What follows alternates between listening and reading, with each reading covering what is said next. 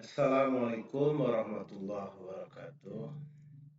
Alhamdulillah wa syukru ala nikmatillah asyhadu an la ilaha illallah wa asyhadu anna Muhammadan abduhu wa rasuluh. Alhamdulillah kita dapat berjumpa melalui media virtual. Apa kabar anak-anakku semuanya? Mudah-mudahan kalian sehat dan selalu semangat untuk belajar. Dan juga mudah-mudahan keluarga kalian semuanya dalam keadaan sehat.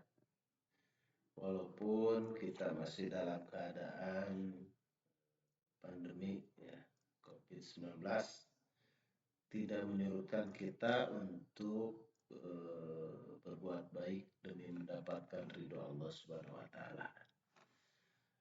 Pada kesempatan ini Bapak akan menyampaikan beberapa hal berkaitan dengan program pembelajaran untuk semester 1 ya, kelas 11. Ada beberapa materi yang kita akan bahas di semester 1,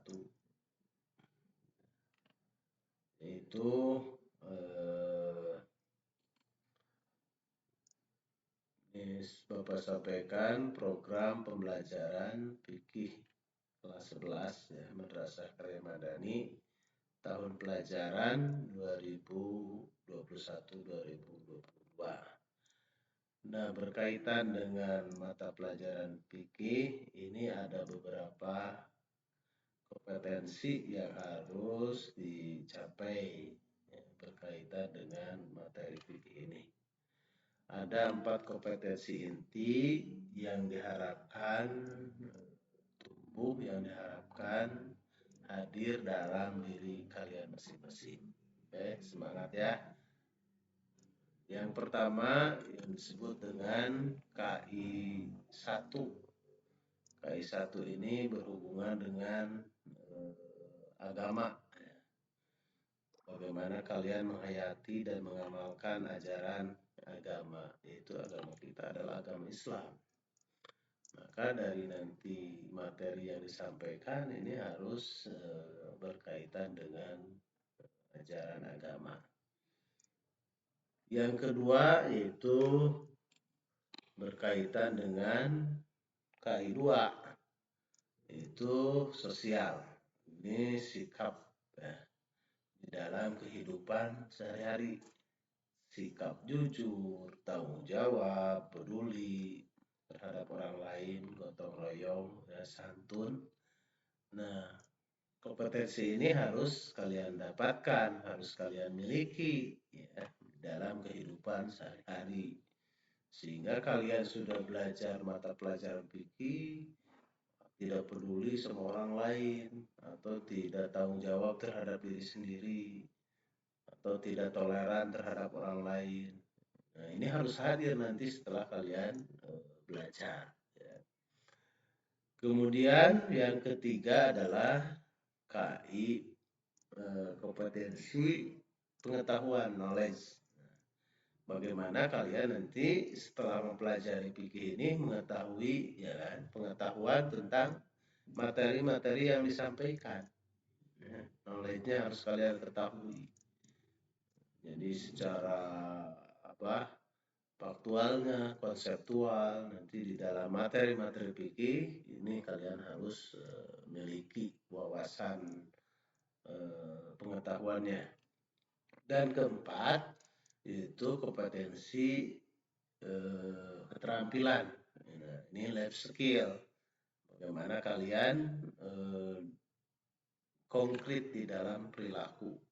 Setelah mempelajari fikih, ya diamalkan di dalam kehidupan sehari-hari. Nah, kemudian untuk semester 1 ini ada beberapa materi ya, kompetisi dasar. Di sini yang kita inikan adalah K3-nya yang tadi pengetahuan yang kita akan bahas ini ya nanti pengetahuannya. Ada 4 ya materi yang akan kita bahas di dalam semester 1. Itu yang pertama berkaitan dengan materi jinayat dan hikmahnya. Yang kedua berkaitan dengan materi hudud dan hikmahnya. Dan yang ketiga itu materi bugot dan hikmahnya. Yang terakhir materi yang berkaitan dengan peradilan dan hikmahnya. Nah,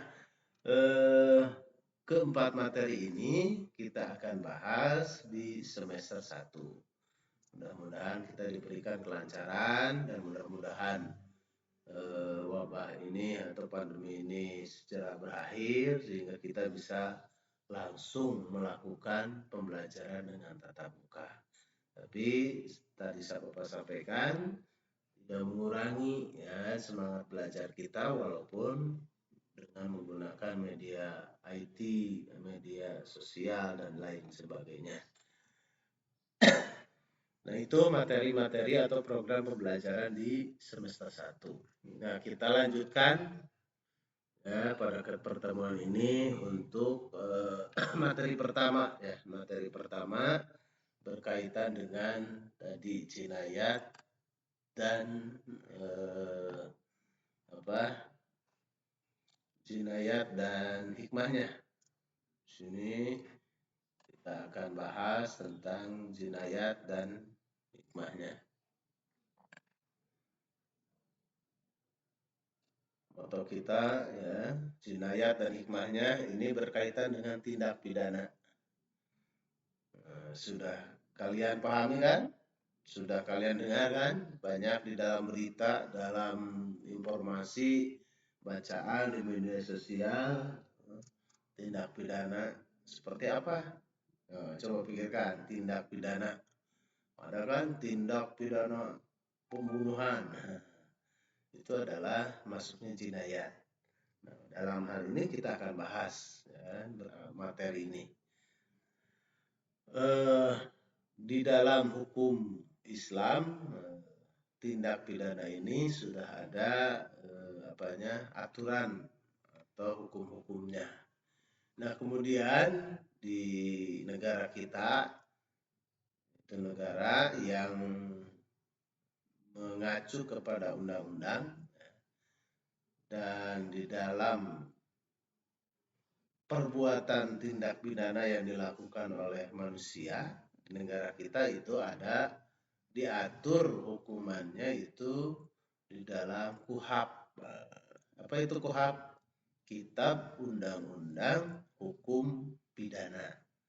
Jadi yang melanggar itu di situ ada hukuman-hukumannya, ya kan? Ada misalnya di penjara 20 tahun atau misalnya di penjara seumur hidup atau ada misalnya hukum mati. Nah, di situ ada dibahas di dalam KUHP ya, undang-undang positif. Nah, berkaitan dengan jinayat dan hikmahnya, kita akan bahas sebagai pendahuluan dalam ilmu fikih persoalan-persoalan yang tadi tindak kejahatan dan sanksi hukumnya dikenakan terhadap pelaku. Dalam hal ini biasanya atau dibicarakan dalam bab yang disebut jarimah atau ukubah. Apa itu jarimah atau ukubah? Jarimah menjangkau 2 kelompok pembahasan, yaitu jinayat dan juga hudud ya nanti. Jinayat itu apa? Jinayat itu yang membahas tentang atau berkaitan dengan tindak pidana mengenai kejahatan pembunuhan dan penganiayaan.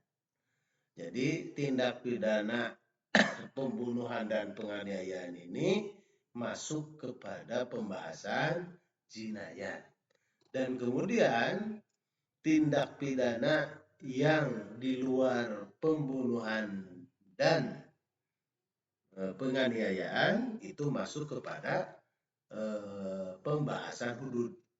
Nah, jadi tadi sudah sampaikan bahwa dalam bab ini ya yaitu dalam tentang kaitan tindak pidana atau yang disebut dengan jarimah, ya, itu ada dua, yaitu jinayat dan hudud. Kedua ini kita akan bahas ya. Jinayat itu yang berkaitan dengan pembunuhan dan penganiayaan.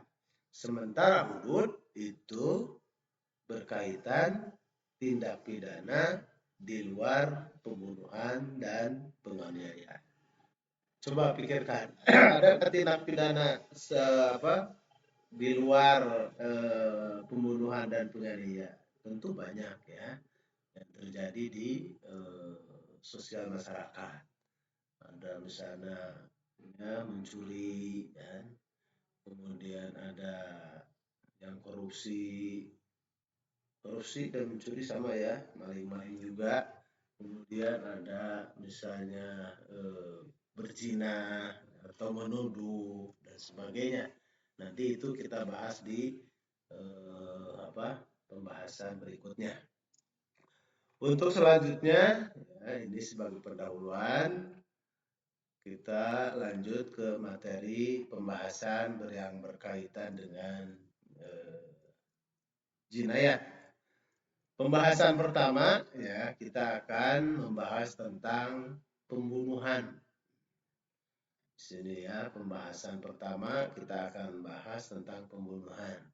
Di dalamnya kita akan mencari tahu, mencari informasi, mencari bahan, apa itu pengertian pembunuhan, macam-macam pembunuhan itu, kemudian dasar hukum, larangan tentang pembunuhan, hukum bagi pelaku pembunuh, itu apa aja hukumnya.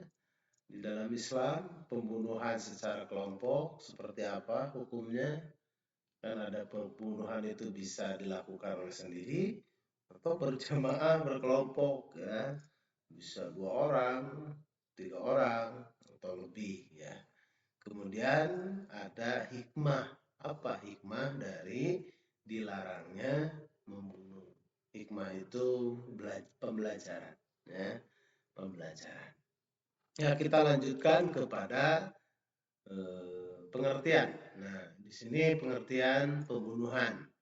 Ada banyak ya di beberapa ini pengertian yang diutarakan oleh para ulama, oleh Pahlavi. Salah satu diantaranya adalah membunuh artinya melenyapkan nyawa seseorang dengan sengaja atau tidak sengaja dengan menggunakan alat mematikan atau tidak mematikan. Jadi yang namanya membunuh itu menghilangkan nyawa orang, baik dengan alat yang mematikan atau yang tidak mematikan. Alat yang mematikan itu yang lazim, yang betul-betul ya, bahwa alat itu bisa menjadi sebagai benda yang bisa menghilangkan nyawa orang lain. Bisa senjata tajam, senjata api, ya kan. Kemudian yang tidak lazim untuk membunuh, bisa misalnya gara-gara bola, ya kan. Gara-gara misalnya ketimban ember, orang jadi mati. Nah, itu kan bukan barang yang lazim untuk menghilangkan nyawa orang lain. Materi ini ya sebelum kita lanjut ini penting ya kan kita bahas, penting kita ketahui untuk apa? Ya supaya kita yang pertama mengetahui, kemudian kita tidak melakukan tindak pidana sehingga ada benteng ya untuk kita, oh ini pekerjaan atau perbuatan yang melanggar hukum, maka kita tinggalkan, tidak lakukan. Kemudian ada macam-macam ya, macam-macam pembunuhan. Di sini ada 3 macam pembunuhan. Yang pertama itu adalah qatlul amd, pembunuhan yang disengaja. pembunuhan yang disengaja. Yang seperti apa pembunuhan sengaja itu? Pembunuhan yang betul-betul terencana dengan menggunakan alat-alat atau cara yang biasanya mematikan seseorang. Jadi di sini ada betul-betul ada niatan, ada maksud membunuh. Di dalam hatinya sudah ada niat, kemudian merencanakan, ya kan, menyiapkan alat untuk membunuhnya, misalnya. Kalau misalnya, ya kan, ada orang bangun pagi-pagi dini hari, ya. Yang satu bangun, ya kan, jam 3 pagi bangun. Dia bangun, kemudian ke kamar mandi, ambil air wudhu, kemudian sholat 11 rakaat tahajud. Ada lagi yang lain bangun sama jam 3, tapi dia bawa golok atau bawa linggis pergi ke rumah orang lain, mencoklat jendela. Bangunnya bersama, tapi niatnya berbeda. Yang satu bangun untuk beribadah, yang satu bangun untuk berbuat jahat. Gitu. Jadi di sini di dalam pembunuhan sengaja itu betul-betul ada niatan, ada rencana, dan menyiapkan alat untuk melenyapkan atau menghilangkan nyawa orang lain. Kemudian yang kedua, pembunuhan yaitu qatlu sibhu pembunuhan seperti disengaja. Nah, pembunuhan ini yang seperti sengaja ini jadi tidak sengaja. Maksudnya adalah orang yang melakukan pembunuhan perbuatan yang dilakukan seorang tanpa didasari niat membunuh dengan alat yang tidak mematikan, akan tetapi menyebabkan kematian orang lain. Ya, seperti tadi, orang main bola, kan, nendang, tapi ke badannya. Nah, itu seperti disengaja, padahal sudah terjadi, kemudian dia meninggal. Nah, itu seperti disengaja. Atau misalnya hal yang lain, orang yang menjatuhkan ember kena orang lain, kemudian mati. Nah, itu alatnya tidak mematikan, ya, kemudian dilakukannya tidak ada dasar untuk membunuh atau tidak ada niatan untuk membunuh. Ya, nanti kita bahas lagi ya, mendalamnya silakan kalian diinginkan. Kemudian yang terakhir, pembunuhan tersalah, qatlu khata'. Itu tersalah, kesalahan, ya, tersalah. Nah, pembunuhan ini bisa 3 kemungkinan ya. Pertama, salah dalam perbuatan. Misalnya seseorang melakukan nembak, tadinya mau ke penjahat, kena ke pedagang. Nah, itu tersalah ya, perbuatannya itu. Salah dalam maksud. Nah, itu tadi maksudnya nembak bajing, ya, berburu, menembak harimau, nembak babi, kena kepada orang. Atau kelalaian, ada kelalaian. Misalnya sopir mau mobil, kemudian tahu remnya bolong, ya, kendaraannya tidak layak pakai, kemudian dipakai, kemudian kecelakaan, itu lalai, itu khata'un, ya, kesalahan. Jadi ada 3 macam pembunuhan, yaitu qatlul amdi, pembunuhan sengaja, qatlu sibhul pembunuhan seperti sengaja, yang terakhir qatlu amdi. Yaitu macam-macam. Nah, kita lanjutkan dasar hukum larangan membunuh.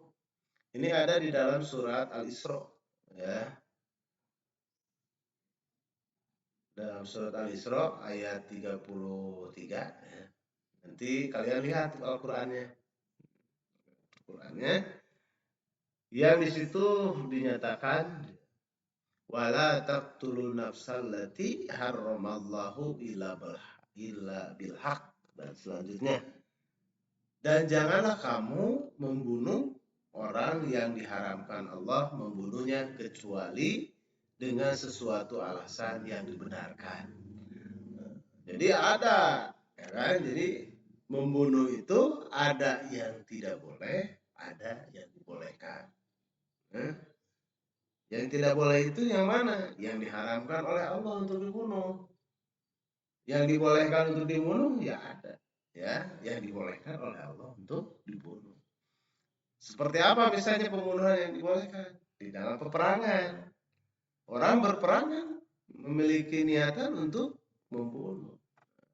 Bagaimana musuh tumbang, musuh mati.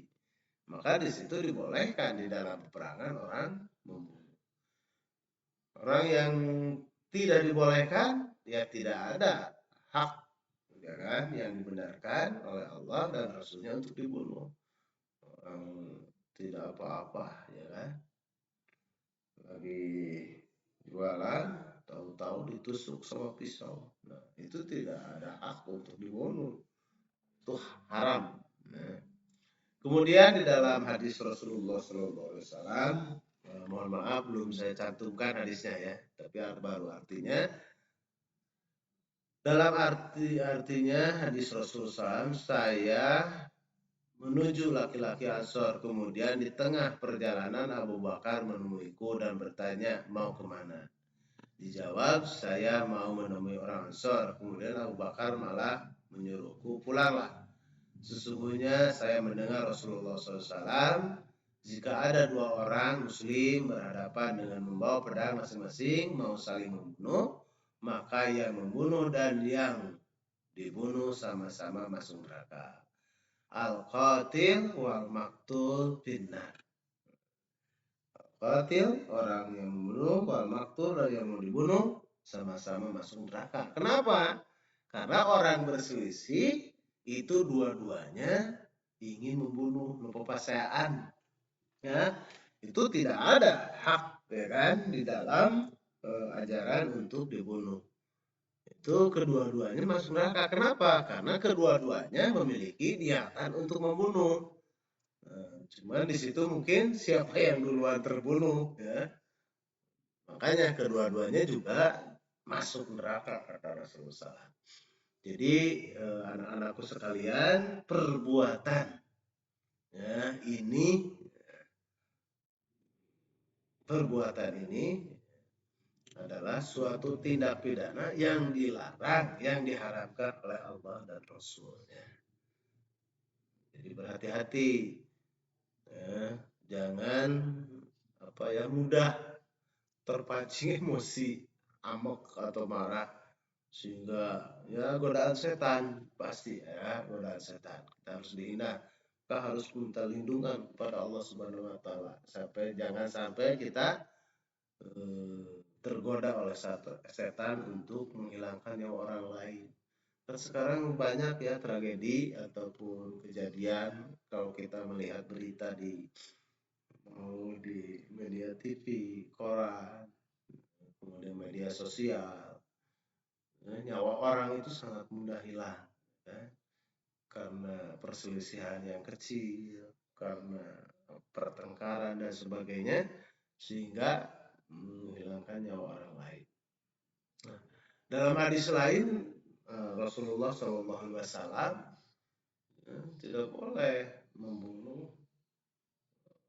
mukmin, ya, bahkan ancamannya sangat berat, dan ini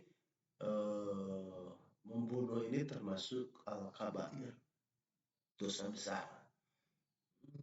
Maka nanti kita akan bahas secara terperinci bagaimana Islam mengganjar terhadap tindak pidana pembunuhan. Dan saya baca-baca sedikit di dalam KUHAP, ya, Kitab Undang-Undang Tindak Pidana, itu hukumannya juga berat. Ya, di situ juga dijelaskan berkaitan dengan tindak pidana pembunuhan yang disengaja, tidak disengaja. Hukumannya itu paling minimal itu 15 tahun.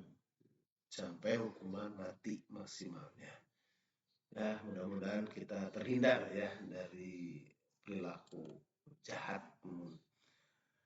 Nah, hukuman bagi pelaku pembunuhan.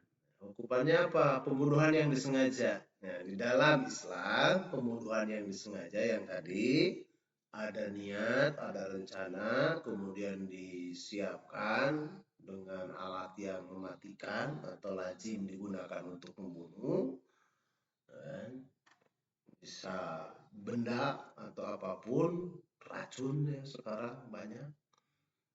Maka hukumannya itu adalah kisos. Kisos itu adalah hukum balasan. Balasan yang setimpal. Jadi orang membunuh, dalam Islam ada yang dikenal dengan hukum kisos. Nah, hukum kisos ini di dalam hukum positif tidak diterapkan. Nah, hukum positif itu di dalam KUHP tidak diterapkan. Dalam KUHP itu bisa hukum penjara atau hukum mati. Ya, tentu melalui pengadilan. Dalam Islam itu adalah hukum kisos. Atau jika ya kan ahli waris si pembunuh itu, ahli waris yang dibunuh itu atau korban itu memaafkan si pembunuh, maka harus membayar diat. Pelakunya itu harus membayar diat. Diat itu denda. Nanti kita akan bahas secara terperinci di dalam materi kisos ya. Kemudian yang kedua itu adalah pembunuhan seperti disengaja. Nah, di sini seperti disengaja ini tidak dikenakan hukum kisos. Yang tadi tidak sengaja hanya dikenakan denda berat. Di dalam hadis ya, jika mereka ya barang siapa yang membunuh dengan sengaja dan diserahkan kepada keluarga terbunuh, jika keluarga terbunuh menghendaki atau memaafkan, mereka dapat mengambil kisos, dan jika mereka menghendaki tidak mengambil kisos atau memaafkan, mereka dapat mengambil diat 30 ekor hikoh, 30 ekor jad'ah, 30 ekor hilfah. Ini dendanya berapa? Jadi harus membayar denda dengan unta ya, 100 ekor jumlahnya. Tapi tahapan ininya beda-beda umurnya ya, nanti kita jelaskan di pembahasan kisos ya. Yang ketiga itu pembunuhan tersalah tadi, dan ini tidak dihukum di dalam kisos, tapi membayar diat muhafafah atau diat ringan, denda ringan. Apa denda ringan itu? Kata Rasulullah SAW dalam hadis riwayat Daruqutni diriwayatkan, diatul khata itu terdiri dari 5 macam hewan. 20 ekor unta berumur 4 tahun. Hikoh 20 ekor unta berumur 5 tahun. 20 ekor unta betina berumur 1 tahun. 20 ekor unta betina berumur 2 tahun. Dan 20 ekor unta jantan berumur 2 tahun. Dalam firman Allah Subhanahu wa taala, dan barang siapa waman qatala mu'minan khata'an raqabatin mu'minatin wa diyatin musalamah ila ahliha. Dan barang siapa membunuh seorang mukmin karena tersalah, hendaklah ia harus memerdekakan seorang hamba saya yang beriman serta membayar diat yang diserahkan kepada keluarga yang terbunuh. Nah, di sini jadi membayar diat dan juga harus memerdekakan hamba saya. Nah, lumayan ya, berat juga hukuman Islam. Sekarang misalnya ini harus membayar denda ya, kalau misalnya 100 unta, kalau untanya misalnya 10 juta kali 100 sudah berapa? Berat sekali hukum Islam. Ini untuk apa hukum Islam itu berat? Supaya ya jerak supaya jerak, supaya tidak melakukan. Jadi hukum Islam itu betul-betul tokcer ya. Sekali orang melakukan, sudah. Kalau kita melihat di apa di wilayah provinsi kita sebagian di Nangol Aceh sudah diterapkan hukum Islam. Ya, ada hukum cambuk di situ. Orang-orang yang berbuat kejahatan dicambuk di sana. Dan ini hukum diat ini tidak kisos tadi tidak tercantum di dalam diat. Jadi di dalam hukum positif negara kita itu ya KUHP, Kitab Undang-Undang Hukum Tindak Pidana itu berkaitan dengan pembunuhan itu hukumnya penjara atau hukuman mati. Ya, kemudian bagaimana hukum pembunuhan secara berkelompok? Qatlu jam'u wahid. Apabila berkelompok bersama-sama membunuh satu orang, maka mereka harus dipisah semuanya. Dalam Islam, misalnya oleh 3 orang, ketiganya itu harus dipisah. Kalau misalnya dimaafkan, ya ketiga-tiganya harus membayar dia. Dalam hadis ya yang diriwayatkan oleh Syafi'i dari Sa'id bin Musayyab bahwa Umar radhiyallahu telah menghukum buruh 5 atau 6 orang yang telah membunuh seorang laki-laki secara zalim dengan ditipu di tempat sunyi. Kemudian ia berkata, seandainya semua penduduk Sun'a secara bersama-sama membunuhnya, niscaya akan aku bunuh semuanya. Nah, jadi ketika ada perilaku pembunuhan dilakukan dengan berkelompok, itu semuanya harus bertanggung jawab. Nah, harus mendapatkan hukum kembali. Nah, kemudian selanjutnya hikmah ya pelarangan membunuh. Ini ada pelajaran, ada hikmah dari membunuh. Ini bisa kalian nanti saya tugaskan untuk kalian pertama menanggapi video uraian ya kalian tanggapi dan juga kalau ada pertanyaan nanti di situ disampaikan dan kemudian mohon kalian membuat poin ya hikmah larangan membunuh dari ayat dan hadis ini.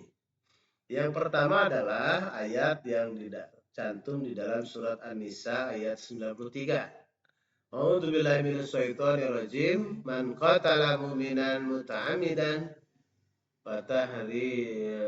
faharauhu jahannam. Fajazauhu jahannam. Khalidina fiha wa ghadiballahu alaihi wa la'anahu a'adun lahu wa azaban adzima. Dan barang siapa membunuh seorang mukmin dengan sengaja, sengaja itu tadi ada niat, kemudian merencanakan dan kemudian menggunakan alat yang lazim. Maka balasannya adalah neraka jahanam. Dimasukkan ke neraka jahanam. Ia kekal di dalamnya dan Allah murka, benduk, wadab marah kepadanya, mengutuknya dan menyediakan azab yang besar baginya. Nah, dari ayat ini coba kalian membuat beberapa poin pelajaran dari larangan dibunuh. Sabda Rasulullah SAW, al-amdu fawadun illa an ya'fu waliyul maqtul. Pembunuh sengaja hukumnya adalah qisas kecuali jika wali korban ya keluarga yang dibunuh memaafkan. Tadi sudah dibahas di atas itu dengan dia. Nah, dari kedua dalil ini coba kalian buatkan ya, poin-poin hikmah dari dilarangnya membunuh. Kalian kembangkan nanti dikirim ke Bapak ya.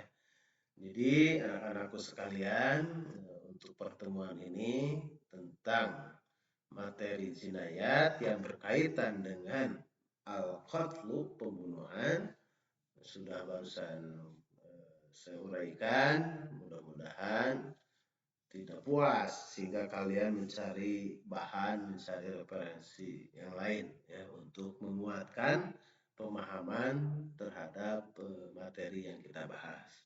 Jadi jelas ya, perilaku pidana atau tindakan kejahatan yang merugikan orang lain, yaitu cara membunuh, itu adalah merupakan dosa besar dan hukumannya sangat berat, baik secara hukum Islami yang ada di dalam Al-Quran maupun hadis, ataupun secara hukum positif yang ada di dalam KUHP ya, kita undang-undang tindak pidana ya, berat. Dalam Islam jelaskan itu adalah kisos atau membayar diat dan memerdekakan hamba saya. Di dalam ayat lain juga dengan kifarat. Jadi ada tiga, ada kisos, diat, kifarat. Nah, itu hukumannya nanti kita akan bahas selanjutnya. Kemudian mudah-mudahan kita terhindar ya dari perilaku tindak pidana ini sehingga tidak mudah menghilangkan nyawa orang lain. Kenapa? Karena nyawa itu sangat berharga. Allah saja ya kan, Allah itu kan yang menciptakan manusia itu dengan rencana, dengan memberikan Rahman Rahimnya, kasih sayangnya. Oleh manusia malah dianiaya, malah dibunuh, dihilangkan semena-mena ya. Jadi anak-anakku semua, hindarkan hal-hal yang bisa kita membawa terhadap perbuatan-perbuatan jahat. Anak-anakku sekalian, mudah-mudahan kalian dapat menyimak video materi ini dan memberikan tanggapan terhadap materi ini. Dan ingat tadi tugas yang Bapak berikan untuk membuat poin-poin tentang hikmah dilarangnya membunuh. Dari ada beberapa tadi dalil yang bisa dijadikan referensi. Itu saja untuk pertemuan kali ini. Mudah-mudahan kita dapat dilindungi oleh Allah Subhanahu wa taala, diberikan keistiqomahan untuk tetap semangat belajar dalam keadaan apapun. Karena kita berharap selalu dapat mendapat ridho Allah Subhanahu wa taala. Sesuai dengan yel-yel yang kita selalu gemakan ya di dalam ketika pembelajaran tatap muka. Kita Allahu Akbar, Allahu Akbar, siap mencari ridha Allah, bersemangat kan gitu. Ya. Jadi kita mudah-mudahan walaupun tidak bertemu, tidak bertatap muka, apapun caranya kita akan lakukan pembelajaran. Itu saja, sekian. Wassalamualaikum